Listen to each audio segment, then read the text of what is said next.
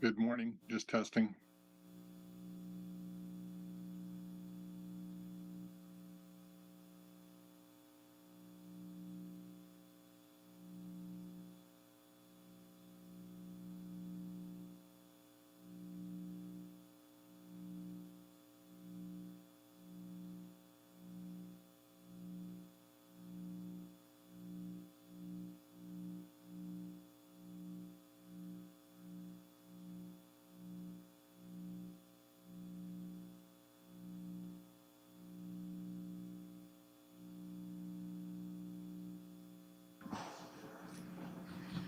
Good morning, everyone. It looks like, as our clerk has said, we have a full house, so the committee is all here and we have quorum, so we're going to get started.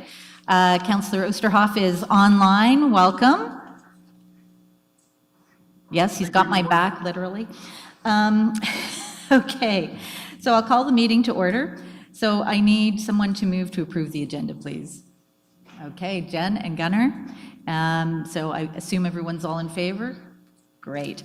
Okay, so now we need to move to confirmation of the minutes. So I need somebody to move and second the minutes from our last meeting, please. Okay, Jen again, and Anne. All right, any corrections for the minutes, just quickly? Okay, Gunnar has a quick correction or comment. Gunnar, I just need you to turn on the microphone. Thank you. It should be corrected on, I think, on, I don't know what page it is, but it's in regards to, it's page 3 of 12. Mr. Heisler expressed his opinion on the design of the addition. He asked that the applicant would be willing to alter the proposed addition to set the addition back in order to preserve the clean lines of the existing building. It's stated differently in the minutes. Can you correct that, please? And furthermore, and he also asked for the new foundations to be raised to match the existing. Okay, thank you, Gunnar. And so, Mr. Clerk, we're good? All right. So unless I see any other comments regarding the minutes, everyone in favor of approving them with those changes? Okay, wonderful, thank you. All right, so now, does anybody have any disclosure of pecuniary interest to make? Okay, seeing none, we're moving right along. We have no delegations, no briefings, so we're right into business. We're moving right into Stream 3 permits, which I'm just going to remind the committee are approval through council. So our first matter at hand is an amendment to the designation bylaw for 4097 Bath Road, and I'm going to ask staff to introduce the application, please. Thank you, Madam Chair. So this is a report that my colleague, Mr. Prowl, was reviewing, and he is out of the office this week, so I'm happy to just give a quick overview.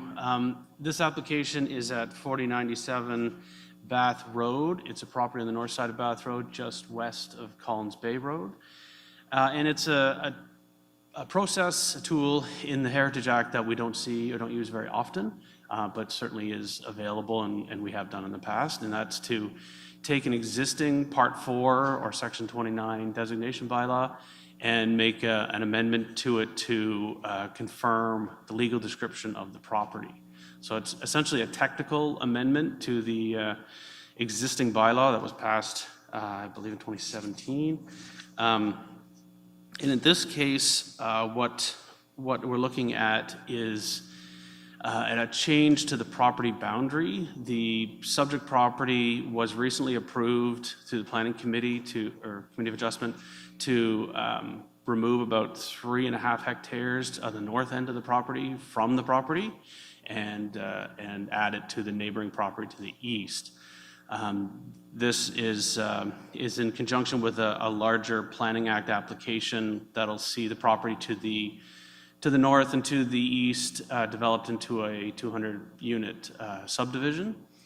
But what we're looking at today is simply the technical change to the designation bylaw. So under Section 30.1 of the Heritage Act, Council is required to consult with this committee, which is what we're doing today, to confirm that this change is still in line with the conservation goals of the designation. It also be circulated to the owner, who I understand is actually making this application, so they are fully aware of this and are in favor of it, and therefore are unlikely to appeal this application. They will be the only ones that have that option through the Heritage Act process. So with that being said, we reviewed this application against the current designation bylaw and the attributes that are listed in that bylaw, as well as a heritage impact statement that was provided by the applicant and their team. And we are in favor and in support of this amendment, as it removing this 3.5 hectares to the north will not impact the property's identified attributes, and its conservation goals will be conserved.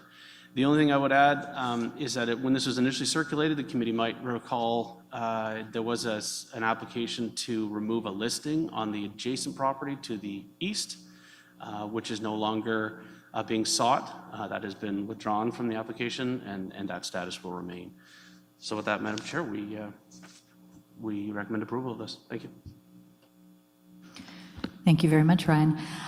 So is there anything further that the applicant or the applicant's representative would like to add? If so, just come up to one of the microphones and state your name, and you can go ahead and right there. Perfect. Thank you.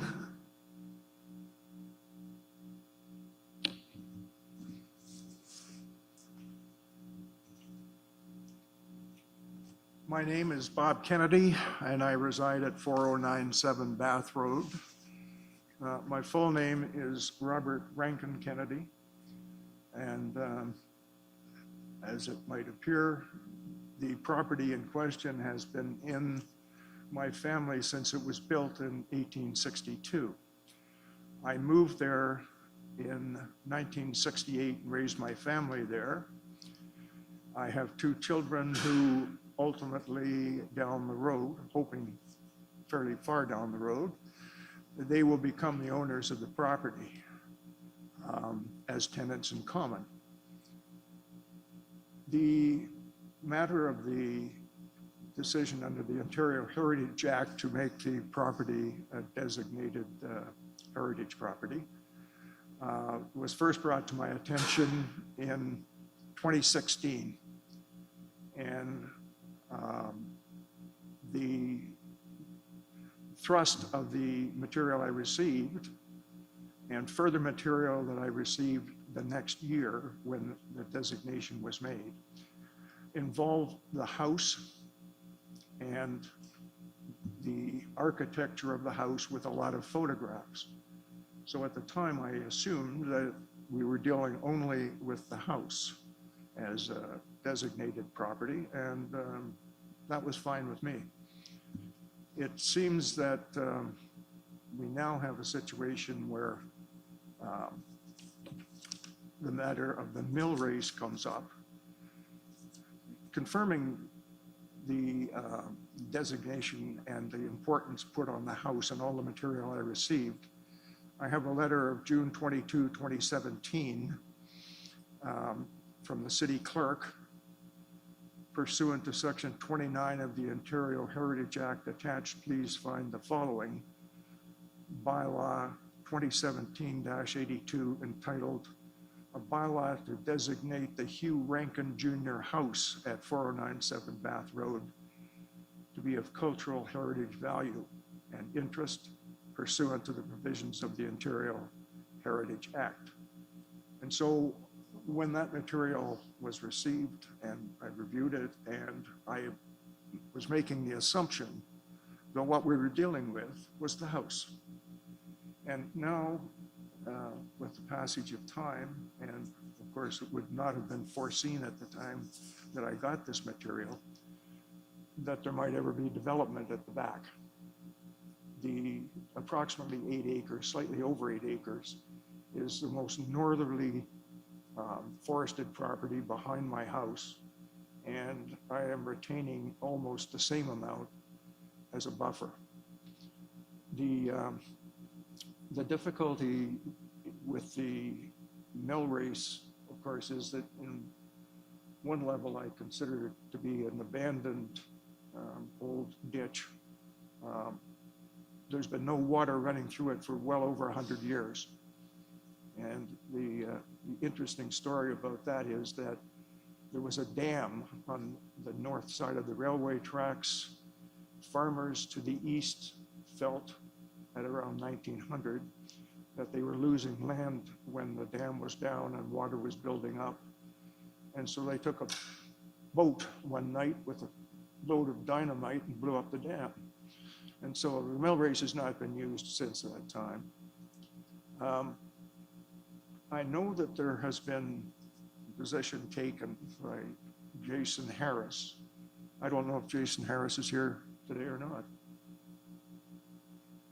Well, he lives on Rankin Crescent, strangely enough, on the west side of Collins Creek, in the northeast quadrant. And so I'm assuming that his resistance to the whole proposed development may come from a NIMBY influence, not in my backyard, because he might well be able to see across there. In any event, he has been opposed to any development beginning in June of 2022. There was a Zoom meeting. And Mr. Kennedy, I'm just going to let you know you have about a minute left. So, You have 1 minute left. yeah, I'm having a difficulty with my hearing, so I will speak up. You have 1 minute left to make your remarks. yeah. Okay, just letting you know. Thank you. All right. Anyway, his opposition at that time, my notes indicate, was for the birds and animals or mammals, and also affordable housing in his definition. He didn't know whether it would be appropriate or not. He has sent a letter to the planning department of the city of Kingston more recently, June 15th, and it is now dwelling on the matter of the mill race. And I received only this morning and reviewed quickly a portion of the report of May 14, 2023 from Gunnar Heisler, and it would appear that the mill race matter may be resolved or close to resolved. The material filed by Mr. Harris also indicated that he had filed earlier material, that is in May, and he's entitled to do this, of course, change his mind and submitted. Mr. Kennedy, I'm going to have to interrupt you. Your time is up. However, as the committee or public have questions, if you would like to answer those, you have opportunity to do that. I'm prepared to answer any questions that anyone has here. I'm happy to. Okay, wonderful. Thank you very much for the background, and we're now going to move to committee to see if committee has questions or comments. Gunnar?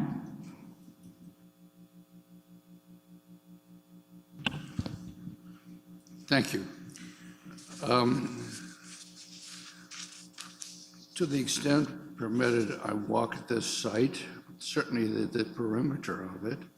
I've also walked the Elmer Street frontage of the railway track and had discussions with various people that came out to talk to me what I was doing in the area. I simply said, I want to find out what the living environment adjacent to the track is. All of them said that they get used to the railway noise, but they didn't appreciate that In addition to the existing traffic, the noise and the impact of rail is going to be enhanced, or not necessarily enhanced, but made larger with the introduction of high-speed rail. In generally, I'm in support of this project, but with constraints, and I identified various issues which I believe represent the heritage interest, namely, whatever artifacts are discovered, that they be preserved and be incorporated in the development.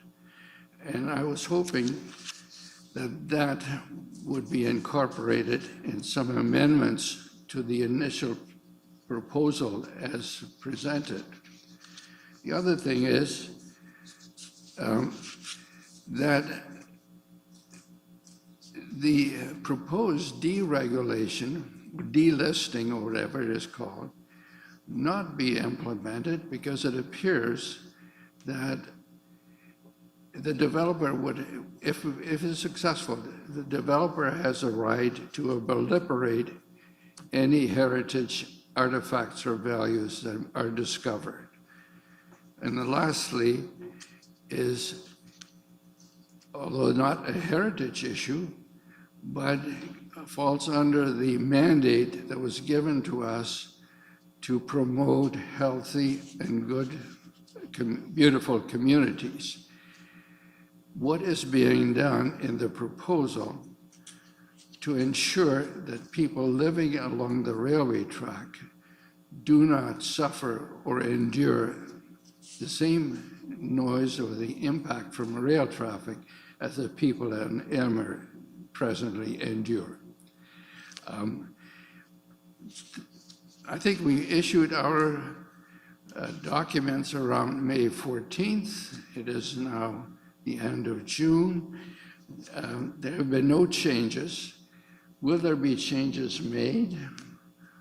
And what changes will be made? Thank you, Chair. Okay, thank you, Gunnar.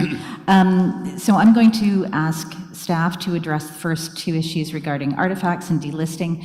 Unfortunately, the last question you raised is for planning and for a different stage. So that's not part of the heritage purview. I do respect what you have to say, though, about people living close to railway tracks and noise and the impact that comes from that. But certainly, as the developer, if this moves forward, moves ahead with this, there's opportunity to comment then. So I'm going to get your questions asked about the heritage aspects first. Okay, Gunnar? Thank you, Madam Chair, and you're absolutely correct. There's an extensive Planning Act process that's currently underway that will address many of these comments. The archaeological part of the members' concerns are one of those. We understand that a stage 1-2 assessment has been completed on this property, and they are following up with a stage 3, which is a more in-depth analysis of the resources and recommendations on how to address those. That's all covered. It's actually licensed through the province, and it will be implemented through the Planning Act process. So that's that. The second one is the delisting question, and as I mentioned, that is not changing today. The current listing status of the property will remain in place as it is today. So the applicants have actually withdrawn that part of their application.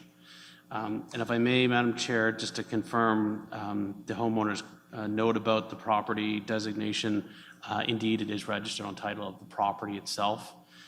As I mentioned, all the attributes noted relate to the building, the small outbuilding, I believe, a stone building, and a gate. So everything that near the road and not affected by this amendment whatsoever.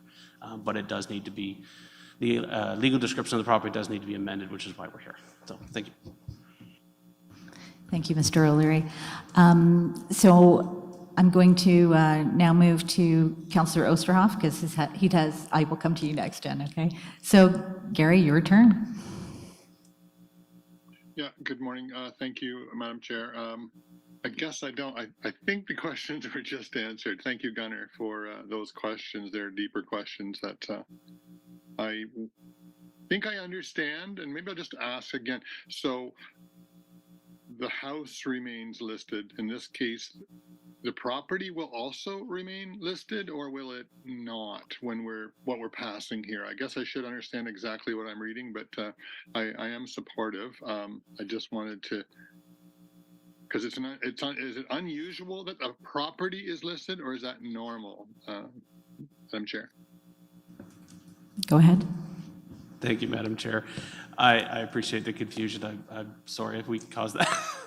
So what we're looking at, just to clarify, there are two properties that are in discussion today. 4097, which is Mr. Kennedy's property, who just spoke. It is a designated Part 4 property that we are simply changing the legal description because he's recently severed off a portion of the northern part of the property. That's what we're looking at today. There's a property next door that originally was circulated, that's a listed property, not designated, which is 4085. And it would, as part of the whole development, they had suggested taking the listing off. There was some resistance to that, so that has been withdrawn. So that listing is staying. The house that's designated and all the attributes are staying designated. All we're asking today is to correct a legal description to recognize a recent severance of the northern vacant part of the designated property. Thanks. Thank you very much. I think I get that now, and I'll be supportive. Thank you. Okay, thank you. Jennifer. Good morning. My question is more for Ryan. So when I did my orientation, we had like a big talk at that summit about property around like a heritage building and how that was part of the designation. And I remember like a specific example that they showed where, there's this one heritage home and then like all around it got developed, and like we were avoiding that and like, or really like, doing that in a more appropriate way. But I think that like in terms of, like we don't really get into discussing like the property in general and a lot of our things. So I think I was just more wondering, to what extent should we be considering the property around a building?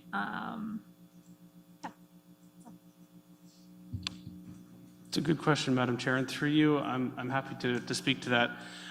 Indeed, every heritage resource is different, and in some cases, like the St. Helens complex in Stone Gables on King Street, for example, the landscape, the yard, the property itself, all contributes to its heritage value.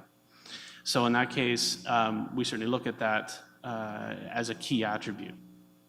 In this case, the property was designated recently and was evaluated recently. The property surrounding it is, in some ways, reflects to its rural past. So it does provide some framing and citing of the resource itself, which is the house, but it's not noted as an attribute. So it's considered with a little less weight than one that is a design landscape, or one that is specifically contributing to the heritage value of the site.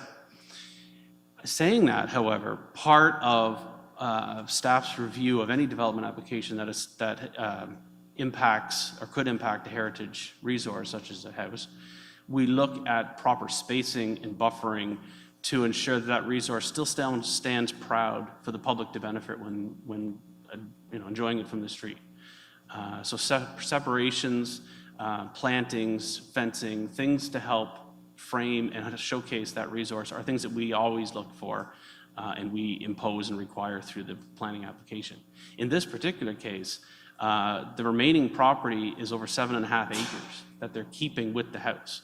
So in our opinion, that's plenty, and that's lovely, and will keep that sense of history and rural lineage of this property conserved, and we're fully supportive of it and commend the applicants actually for keeping that much of the land in an environment where we're in need of housing and in need of development, and on a busy arterial like this one. It's commendable, and we're fully supportive. Thank you very much. Jennifer, do you have any more questions? Nope, that was awesome. Thanks, Ryan. Okay, just one second, or I'm going to see if anyone else has any questions from committee before I go for a second round. Okay, Jane, go ahead.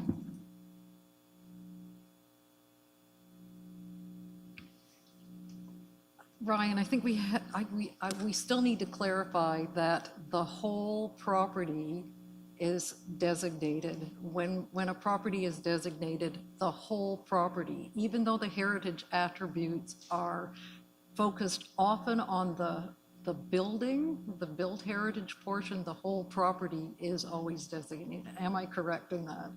Okay. My next question is, how is what would the committee's role be in the adjacency of this development? I realize that today we're just discussing de-designation of the back portion, which seems supportable. However, I would like to know what the committee's role would be moving forward in terms of advice and consultation for the adjacent property and the severed de-designated property.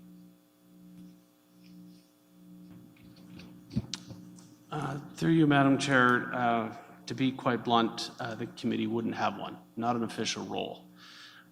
It would be similar to any development adjacent to any resource.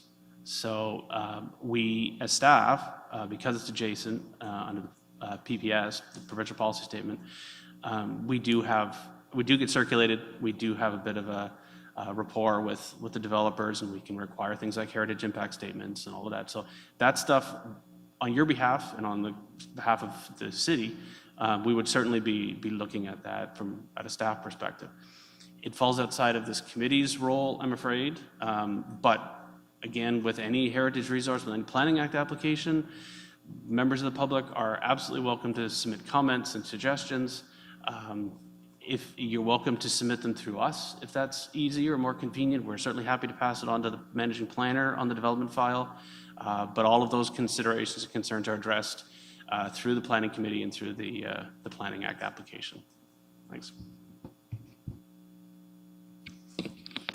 Thank you. That really clarified things. I appreciate that. Just looking at the whole application, the heritage impact statement is kind of unclear to me because it has the two properties in it, and I just but we are only discussing 4097 Bath Road. Am I correct in that? Thank you. Thank you, Jane. Okay, Anne, go ahead. Thank you, Madam Chair. I'm just curious if someone could explain where this mill race is. Is that on this particular property? Go ahead. Actually, Madam Chair, perhaps I'll pass that on to the applicants. I've never personally been on the site, or not recently, so maybe the owner and the team can answer that one. Okay, Mr. Kennedy, or, certainly, I know you have someone with you. The question is, where is the mill race on the property? I think there's just, a question about understanding the layout and what's going to be moving with that change in severance. Okay, I had earlier mentioned the mill being serviced by the mill race with the water until the dam was removed by the angry farmers. The mill race lies, if you go north of 4097 Bath Road, much of the way towards Collins Creek. And so the water was emanating from north of the railway tracks, under the railway tracks, and the ditch, which is there, is between Collins Creek and a line behind the house. So it runs basically north-south. Does that help? I'll make a very quick comment on the property. So basically, it runs to the west side of the buildings, Correct. correct? That's right. North-south. That's right. Do you need some further explanation of where it lies? Madam Chair, does it mean that the mill race is on this designated property? So just with the north-south, the severance is up top, so I'm going to get someone to clarify exactly where that severance is in the mill race. Again, perhaps I'll ask the planning consultant to speak to this. So if you just state your name for the record, and then you can go right ahead and hopefully give us some clarity. Hi, my name is Latoya Powder, planning consultant with Armitage Homes. So the location of the mill race is approximately in the middle of the property that's severed, and it runs north-south, and so there will be a portion of it that will remain on Mr. Kennedy's property. And then there's also another portion of it that's north of the tracks that will remain. Thank you. Thank you very much for that. And the clerk has just confirmed that if you look at page 29 of the report, you'll be able to see it there. Thank you. All right, super. Any other questions? Okay, over to Gunnar. Microphone, please, Gunnar. I've been informed, Madam Chair, I've been informed that the allocation of properties along the railway track is an issue of the planning department, not Heritage. However, the application clearly identifies the intent of accommodating 213 lots. As we're only approving aspects regards to heritage, and as the allocation and sizing of properties will ultimately be decided by planning, the number 213 does not belong to this application, and I asked that it be removed so that planning can do its job when time comes, and we do not embody or legitimize the 213 units at this time under, I guess, the wrong auspices.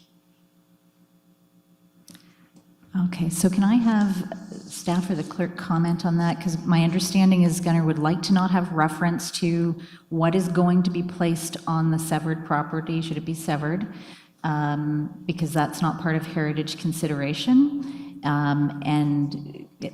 I will let Ryan comment on this. Thank you, Madam Chair. The member is absolutely correct. The development that's going on in the severed lot is not part of this application. And I just confirmed that the wording of our recommended motion does not include reference to the subdivision or the number of units. So we agree with the member in this case that that is left to the planning committee.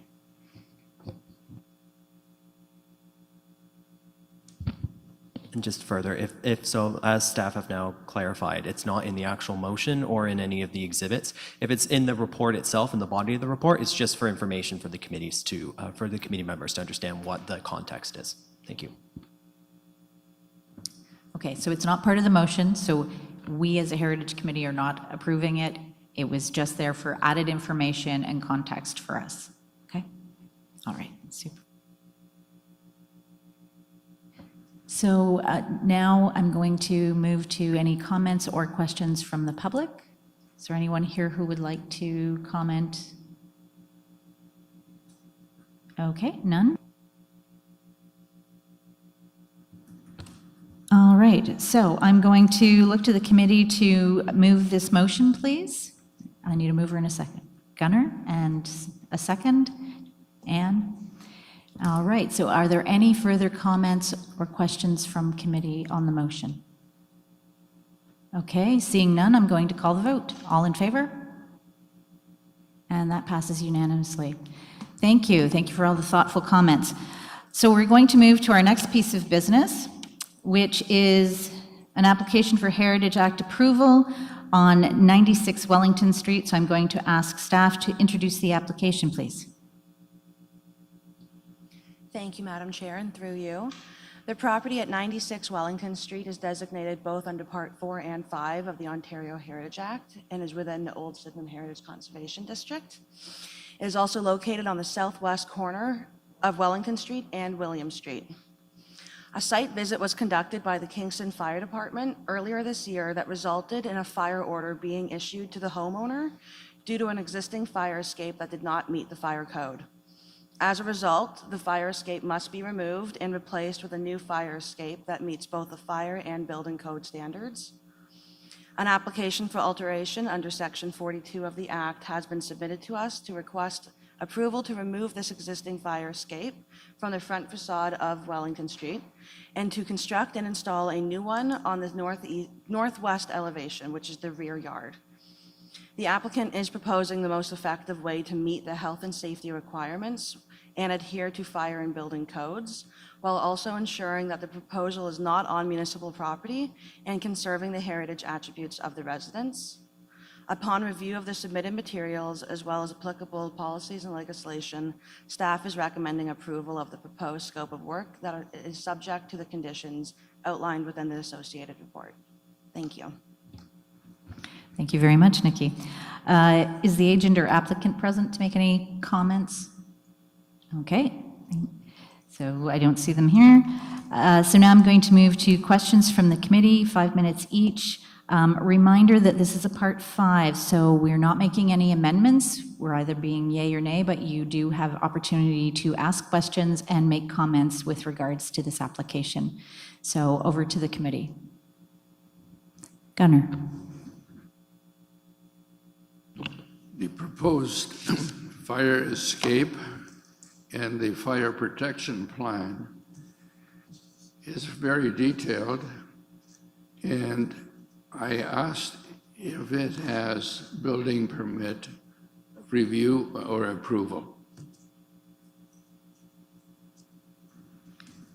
So I'll go to staff. Through you, Madam Chair. The first step of this application is to receive approval from the Heritage Committee at this time, and then once they have received their approval from us, they will be then going to get a building permit.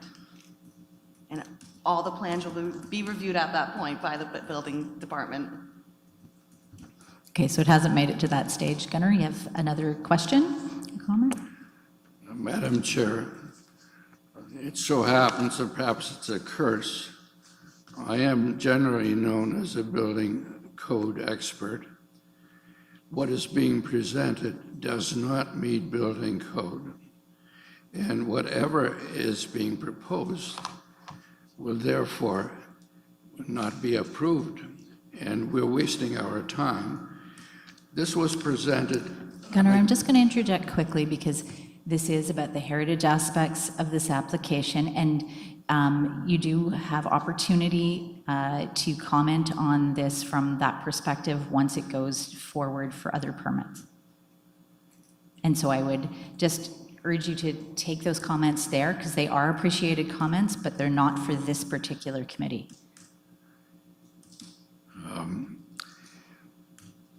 Madam Chair, I do not appreciate how we can separate the two. In this case, we have a functioning fire exit, however, it does not meet code.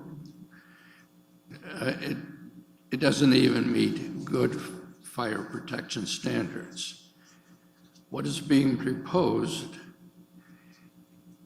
is also not meeting good fire protection standards, and it doesn't meet code, and it is highly visible, and it impacts on any heritage aspect we have. Therefore, in clear conscience, this is not approvable from this point of view, because one interrelates to the other. So, as presented, there's really no alternative but to reject this and to ask for resubmission with something that is approvable. And at the same time, I would ask that the resubmission that is being made considers the comments that have been made by this and other committee members. This has, I guess we responded by May 3rd. It's almost 2 months. It's been a long time, and there's been no action on it. It's disappointing. Thank you, Madam Chair. Thank you, Gunnar. Does staff have any comments that they would like to make? Because, you know, your comment with regards to how it looks certainly is something they can address, but perhaps they can give some additional guidance on the aspects that are of concern to you. You know, I recognize that you have concern for the safety and well-being in the community, so I want to make sure that your comments in that regard are presented in the right spot, if you will. I can speak to this, Madam Chair. I appreciate the members' concerns, and certainly the visual heritage impacts is why we're here. And that is something that should be discussed, and members can all have their say and their vote on it. As far as the building code aspects of this go, we would love to have everything as a nice little package when it comes to this committee. However, the way the legislation works is that the hierarchy is that you get your heritage permit first, because the building permit can't be issued until the heritage permit's issued. It's just the way the relationship is. And which is why in our approvals and in my colleagues' approvals here, condition 4 specifically requires that heritage permit, or that building permit, be obtained before this work goes ahead. So there is certainly going to be a link between the two. And that is specifically because us on staff, and I would harbor a guess that most members of this committee aren't quite as familiar with the building code as Mr. Heisler is. So that's why we have to rely on our colleagues in the building department to review that. And if something has to change, we can look at that. If it's a minor change, it can be done in-house to the design. If it's a bigger change, the applicants risk having to come back. We have encouraged the applicant to talk with building. Building has been circulated on this file, so they're aware of the details of this. So I hope that helps. But certainly if there are concerns from a heritage impact perspective, that's why we're here to discuss. Thanks. Thank you, Ryan. So does that make a bit more sense? We're constrained by the process to some degree, Gunnar, is what I'm understanding, and that if it doesn't pass the building permit stage and it has to be redesigned and it has heritage impacts that are great in nature, shall we say, it would come back here for another approval. So yes, I think we'd all like to see things in a nice package, but that's not quite the way it works. Did you have another quick question or comment before I move on to other committee members? Madam Chair, I defer to other committee members until later on. Thank you. Okay, thank you, Gunnar. And now Anne, go ahead. Thank you, Madam Chair. Number one on this is that, like this is my opinion, is that there are so many gray areas in heritage and planning, of course. There can be separations here that one can't do it without the other. I like the way the approval of the alterations are subject to the following conditions. They're very strict from what I can see here, and I would support that. The other part of this, and again, it's not our purview, is the fire order. I mean, you wouldn't want this building all of a sudden to burn down and have people hurt or die. And that's a heritage consideration for this. Safety has to trump this. And I think that the way this is laid out for conditions, I think that complements, and I would support this motion. Thank you. Okay, so we're not yet considering the motion, but did you have any questions that you wanted to ask for clarification? Okay, so I'm looking to see if any other members are, okay, I'll do Jane and then Jennifer. Okay, so go ahead, Jane. I'm looking at this drawing, Exhibit B, someone's idea of what it might look like, and it's from end of March. Have any changes been made to this, given the comments that committee members put on Dash? Thank you, and through you, Madam Chair. The applicant is aware of all the comments that we received from committee members. At this point, the plans itself have not changed. However, he is contemplating the different types of materials that fire would approve. He is also looking into appropriate coloring for this building as well, for the escape on the building. There is two different types of materials on the back of this building where we are proposing to put the new fire escape. There is brick and there is stone. So he's trying to find something, a coloring as well that complements where it's going. So unfortunately, no, the plans have not changed as of yet, but there are different ideas for colorings and materials. So I'm just going to say I'm a little bit uncomfortable with accepting something or approving, I guess, something that I don't know how it's going to turn out like. And although we communicated about this, I feel like I need more confirmation about what the plans are going to be, especially the solid silver, and you've just addressed the color issue, but the aluminum sheet for the railing wall. I have big concerns about that, and I'm just wondering how that might be addressed. It's going to obscure quite a bit of the building. The other concern, and I'm hoping you could help me with how this issue will be addressed, is the new door opening, which is a biggie in Heritage, and how that's going to look. I mean, from the drawing, it looks like the voussoirs are like smaller than what's on the stone side, and maybe that's okay, but I just would like some more information if you could provide that. Thank you. I do appreciate these comments. Again, unfortunately, at this point, the design hasn't changed. The applicant is aware of these comments, though. From our perspective, the new door opening should be very consistent with what is currently on the building. If that was to change, if we got a new plan or a new proposal that showed it completely drastically different, we would want a new application and to bring it back to committee to review that.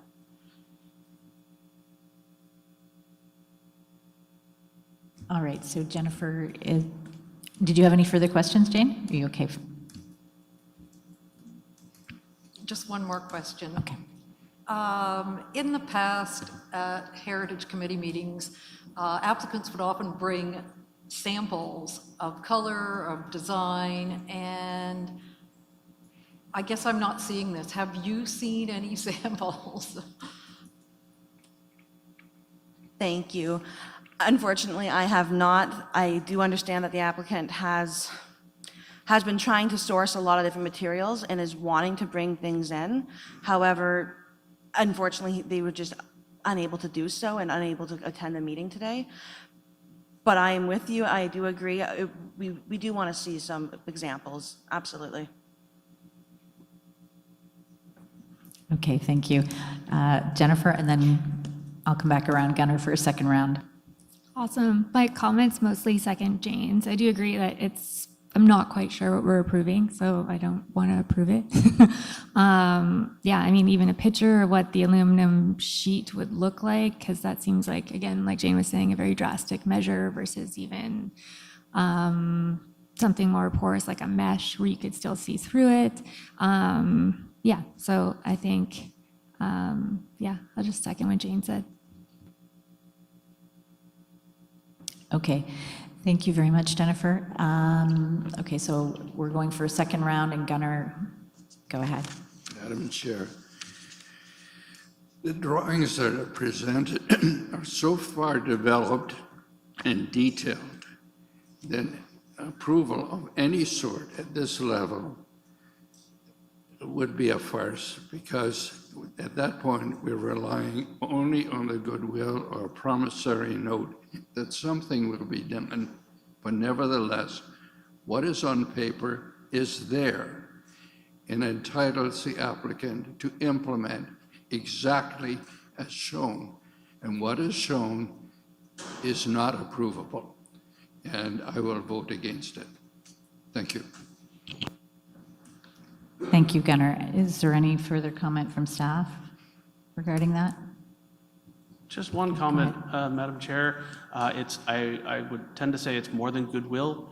It's a requirement of the approval that they are to build it in line with the details submitted.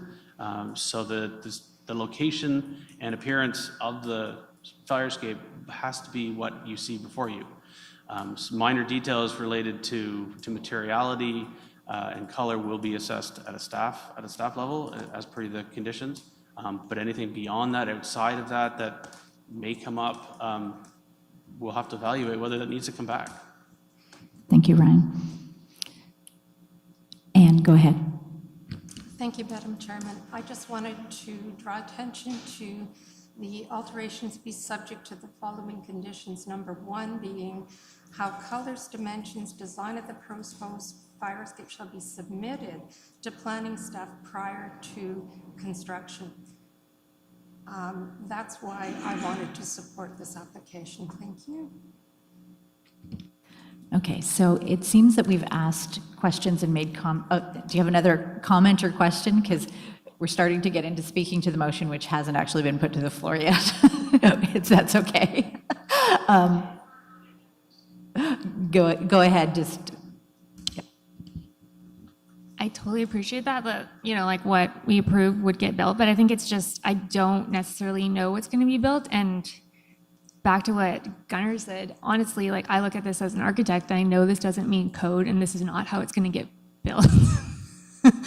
But I mean, again, I do think, I'm not quite sure what's being suggested for the aluminum railing, or I think honestly, just a picture of what that would exactly be would just be helpful in this. It's just a big sheet of aluminum in a unknown color is just hard to approve.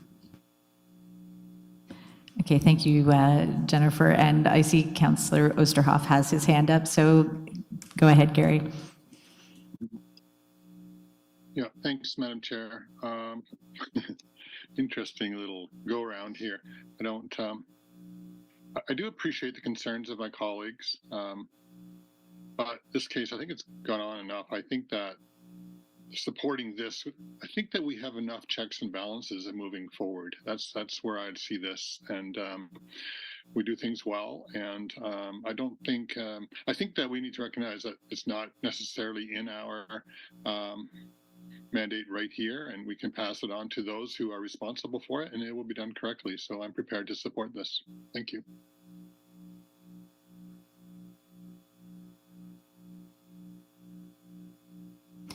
Thank you, Gary. Okay, so seeing no other questions and comments, I'm going to ask somebody to put the motion to, oh, sorry, I forgot.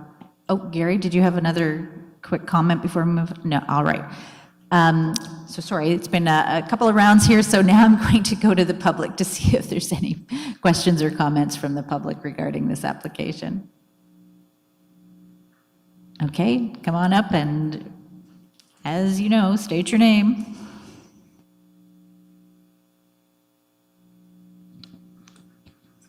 Hello, I'm Don Taylor.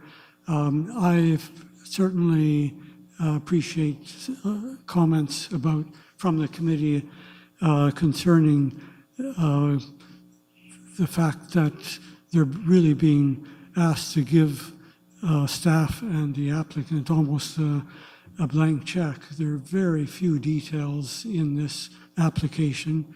I noticed that the color was criticized by, in the dash comments, but the recommendations simply say staff will make basically approve colors. But what is this committee for if we can't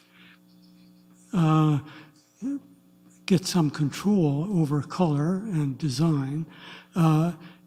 Certainly, we have knowledgeable staff and they know what's best, but at the same time, what often seems to happen in some cases, it's approved by council and staff have authority to approve minor changes, but quite often the applicant has strong feelings and is able, I think, to persuade staff to accept changes that the committee doesn't know about and probably wouldn't approve. So I think we should be very careful. I think the committee should be very careful about going ahead with applications such as this. Thank you. Would anyone from staff like to comment?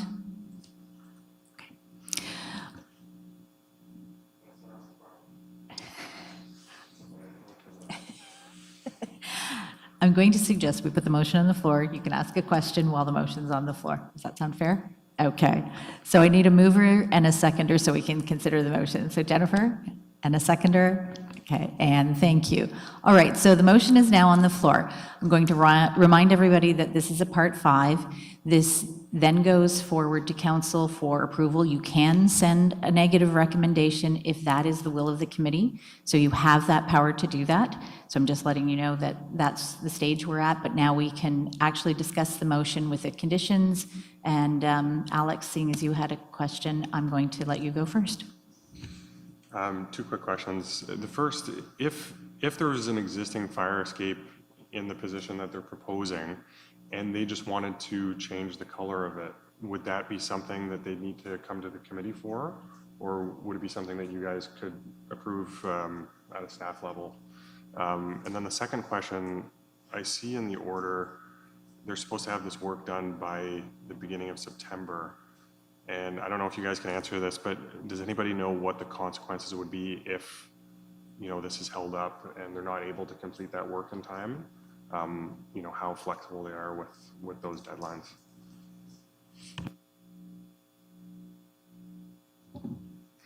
Thank you, and through you, Madam Chair. To answer the second question first, I don't know the exact repercussions of what would be done by the fire department if this was not resolved at the timely manner that they have provided the applicant. We do understand that the applicant has reached out to the fire department asking for an extension. We are aware that they cannot get a structural engineer on their property until early winter at the earliest. So that's already pushing back this timeline on top of getting approval from Heritage and getting a building permit. There seems to be quite a delay before this deadline is up. So we are waiting on the fire department to provide comments on that matter.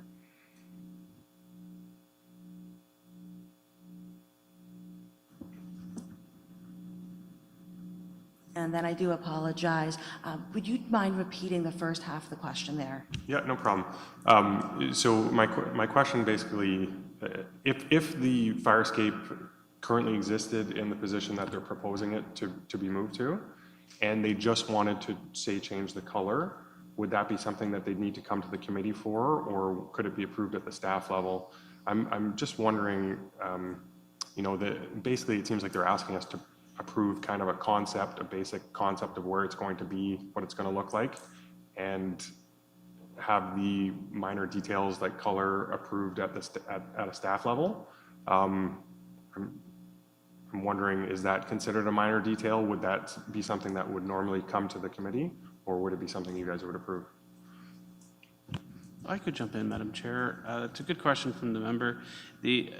Repainting in the same color does not need prior approval from anybody. That's just basic maintenance, and we allow that without approval. If they are to change the color, I believe that they would probably need prior approval, but we do it at a staff level. So that's an approval authority that was delegated to the director, and I believe we can do that in-house. Does that answer the question? Thank you. Alex, anything further to speak to the motion? Questions? Okay, thank you. Would anyone else like to speak to the motion? Gunnar, go ahead. Madam Chair, it said the comments from committee were in on May 3rd.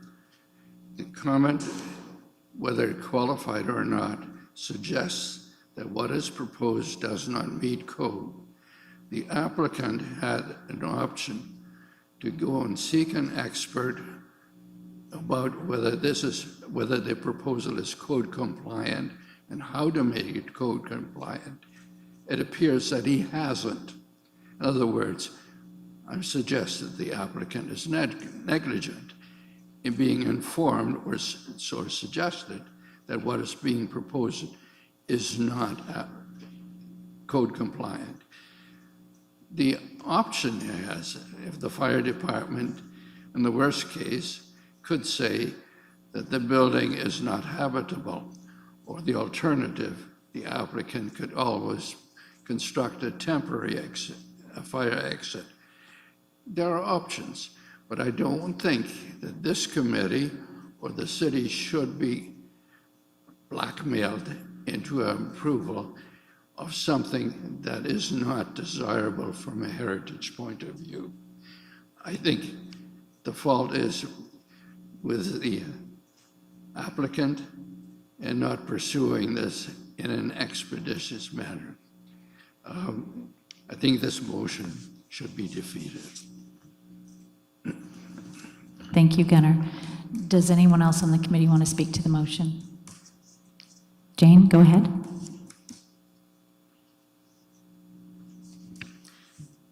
I have to keep reminding myself that our role here is advisory and consultative on heritage matters, and I have to look at this application from a heritage appearance point of view, and because there is so very little information, I cannot support it. Okay, thank you, Jane. Anyone else? Jennifer? Yeah, I think for me, it's the aluminum panels. I think that they're not really heritage appropriate. I think something a little more delicate would look better on that building. I'm pro fire escape. I think it just needs a little bit more detail on what this actually is. And yeah, that's just a little more respectful of the building that it's being put on. Okay, thank you. Anne, go ahead.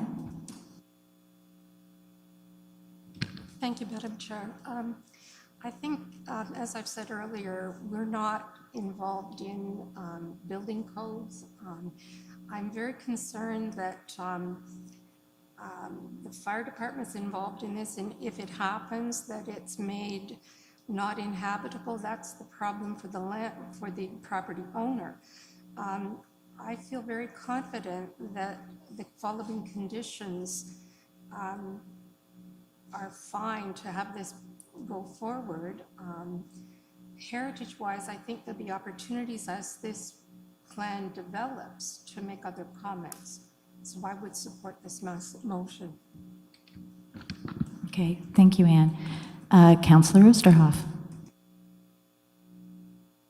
Yeah, thank you, Madam Chair. So I really do appreciate and respect to my colleagues here, and but I would agree with Anne for the last comments. It pretty well I reflect those views as well. I think it's okay to move on. I think it will be reviewed, and it's something that we also have a responsibility to move things forward and in a good manner, and recognizing that good decisions will be made moving forward.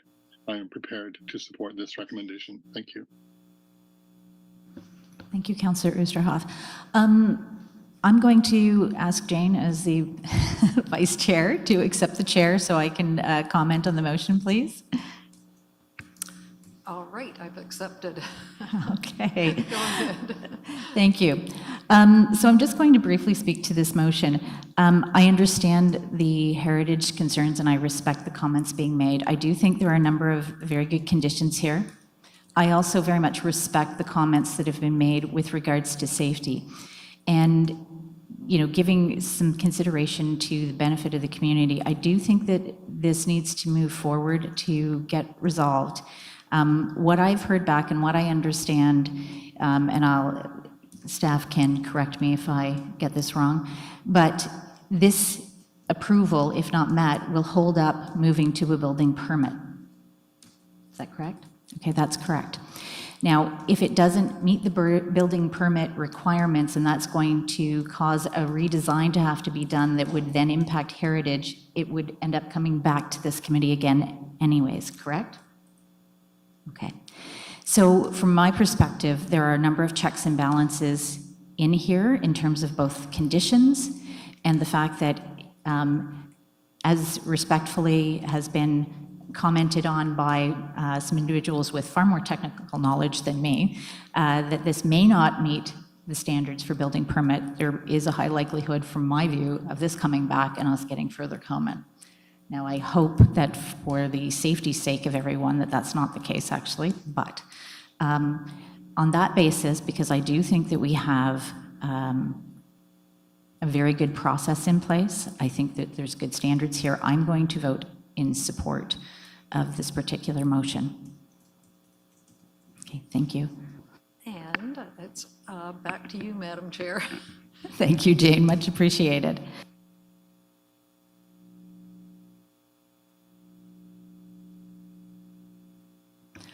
All right, if it's quick, we can toss it in because we're a little less formal, but. Just for clarification, for the building permit, you can apply for a building permit without a heritage permit. You just need your heritage permit to go through before you get your building permit. So it won't actually hold up applying for a building permit. It will just hold up you getting one in the end. Okay, thank you for the further clarification. That's why we've got a committee. All right, with that being said, I'm going to call the vote. All in favor? Okay, so that's 3 for and 4 against. So it's going forward to council with a negative recommendation. Thank you very much. It'll come before council for consideration. And staff, thank you for all of the information provided. Okay, so we're moving on to our last item of business in this section. This is the application for Heritage Act approval for 78 Fifth Field Company Lane. So I'm going to ask staff to introduce the application, please. Thank you, Madam Chair. This was another application taken on by Mr. Prowl, who is not with us today. So I will be presenting it for him. The subject property is located at 78 Fifth Field Company Lane, a little bit of a mouthful. It's also known as Fleming Hall. This is in the heart of Queen's University's main campus, east of University Avenue and south of Union Street. The subject property is protected under the 1998 Heritage Easement Agreement between the City of Kingston and Queen's University, pursuant to Part 4 of the Ontario Heritage Act. Fleming Hall has 2 wings, the Stewart Pollock Wing and the Jemmett Wing, that are connected by an enclosed bridge. An application for alteration under Section 37 of the Act, as per the Queen's Easement Agreement, has been submitted to request approval to, 1, replace the existing bridge that connects both wings of Fleming Hall with glazed stubbed ends. 2, to upgrade the service lane directly below this existing bridge to accommodate accessible access through regrading.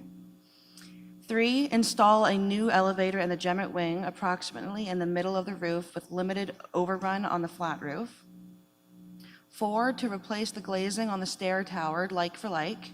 And lastly, to upgrade the existing services outside of the public view. Upon review of all the submitted materials, as well as applicable policies and legislation, staff is recommending approval of the proposed scope of work, subject to conditions outlined within the associated report. Thank you, Nikki. Is the applicant or agent present? Nope. Okay, so we're moving on to questions from the committee. So do any members of the committee have questions or comments regarding this?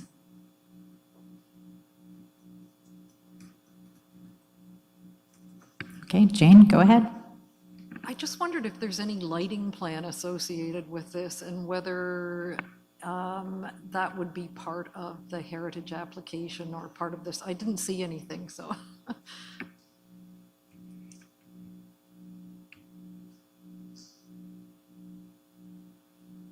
Thank you, and through you, Madam Chair. I'm not aware of any lighting plans regarding this application. Go ahead.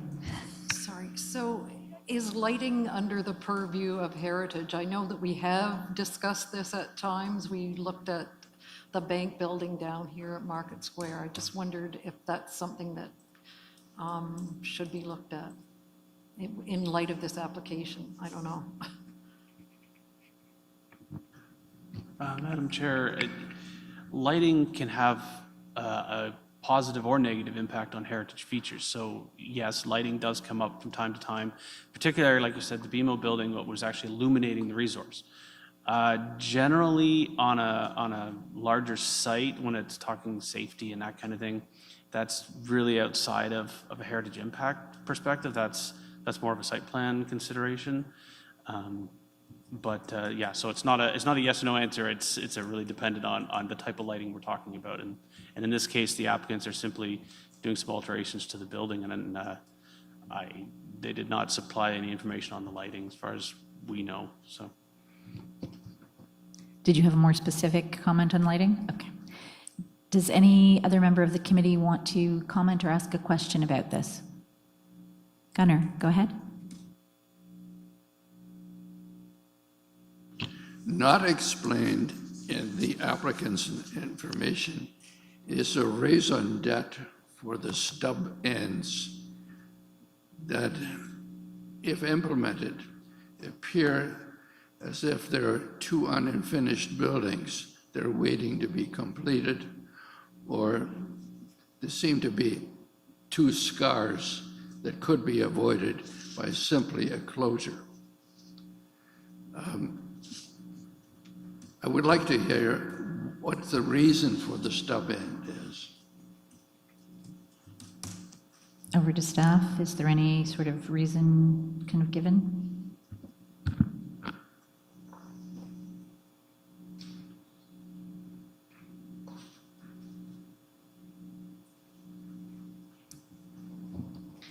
Thank you for those questions, and through you, Madam Chair. I'm just reviewing some of this application as well. So this is really just a design element to it.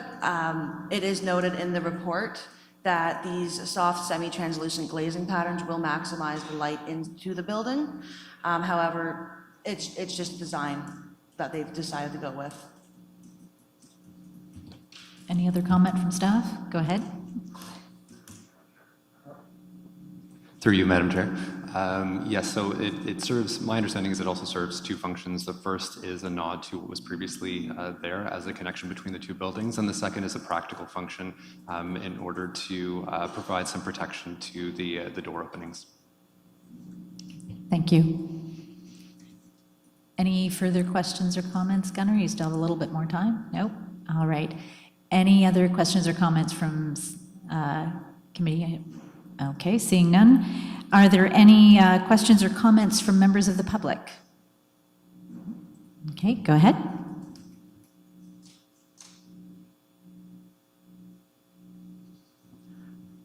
Don Taylor.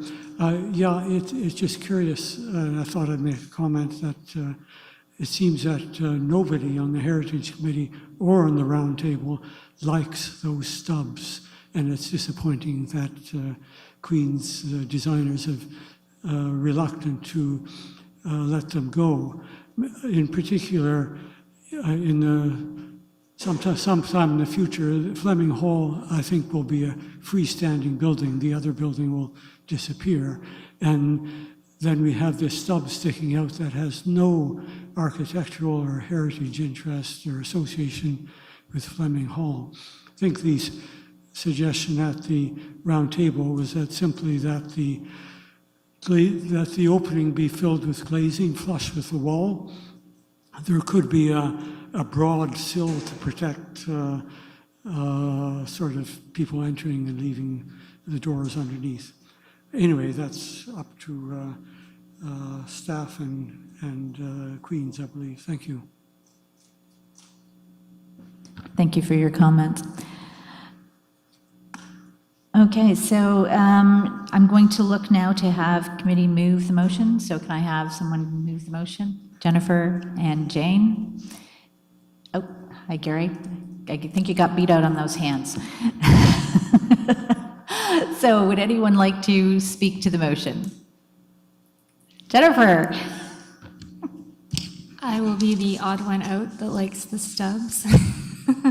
I think it's really nice to nod to previous architecture. I think in this committee, sometimes we just, stuff that's been historically designated becomes the priority, but I think that the history of the building isn't just, 150 years ago, it's 50 years ago, and these little nods really add a story to the building, and, maybe the other one will get demolished, and everyone will wonder why there was a little stub there, but I think that leads to a story, and it leads to more interest in our heritage building, so.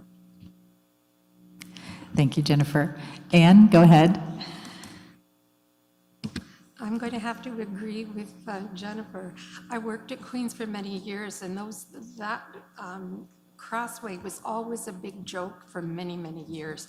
So I think the stumps add to the heritage from the past, but also I think makes a much more attractive passageway. Queens, I know, has a very strict lighting plan. I think there is actually a document that you can read online about the lighting policy at Queens. Thank you. Thank you very much, Anne. Anyone else from committee like to speak to the motion? Okay, so seeing no other comments or questions about the motion, I'm going to put it to the floor. All in favor? Okay, and that passes with Gunnar not voting in favor. Thank you. All right, so we've made quick work of this. We're now on to Part F, permit approvals. So are there any questions with regards to the permits that have been reported to committee? That was in the last page. Okay, seeing none. We have no motions, no notices of motions, no other business, no correspondence. So the date of the next meeting of the Heritage Properties Committee is scheduled for Wednesday, July 19th at 9:30 a.m. Please, if for some reason you can't attend, let the clerk know so that we can make quorum. And I'm going to call for a mover and seconder to adjourn. Okay, Jennifer and Jane, you guys are my bookends here today. And I'm sure everyone's in favor, so great. Thank you. Good work, everyone.